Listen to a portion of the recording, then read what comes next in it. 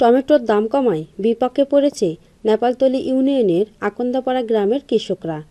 এই এলাকায় প্রায় ২০০ বিঘা জমিতে টমেটোর চাষ করেছে কৃষকরা।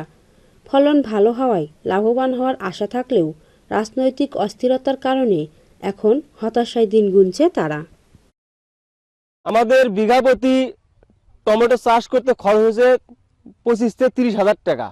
সম্পূর্ণ টাকা আমরা সমিতির থেকে ঋণ নিয়ে এগুলো খরচ করছি।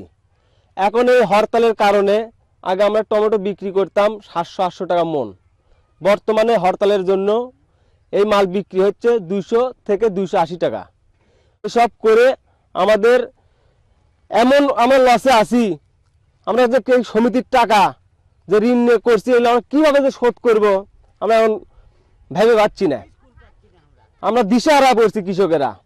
তাই সরকার যদি আমাদের কোনো ব্যবস্থা থাকে করুক, তাহলে আমরা খুশি অনেক খুশি হব। টমেটো প্রতি মনে এখন লস যাচ্ছে হরতালের জন্য, প্রতি মনে ৩০০-৪০০ টাকা লস যাচ্ছে। প্রতিদিন ব্যবসায়ীরা ৫ থেকে ৭ ট্রাক টমেটো কিনলেও এখন যান চলাচল বন্ধ থাকায় তারা কিনছে ১ থেকে ২ ট্রাক। ফলে জমিতে টমেটো পেকে নষ্ট হয়ে যাচ্ছে। মানে হরতাল না হলে আমরা দৈনিক ৫-৬ ট্রাক করে যাচ্ছিলাম, হরতাল বাদে মনে করেন আমরা ১ ট্রাক ২ ট্রাক করে দিচ্ছি।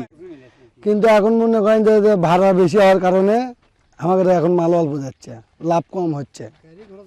দেশের পরিস্থিতির কারণে শহরমুখী কোনো লোকজন যেতেও পারতেছে না, ট্রাক গাড়িও যাচ্ছে না। এখন বর্তমানে এই টমেটোর বাজার গ্রামগঞ্জে লাগছে ১৫০ থেকে ২০০ টাকা মন। তবু সে সবজি, যতগুলো সবজি আমরা করছি, টমেটো, মূলা, বেগুন, কপি, এগুলি নেওয়ার মতো কোনো বান্ধব নাই।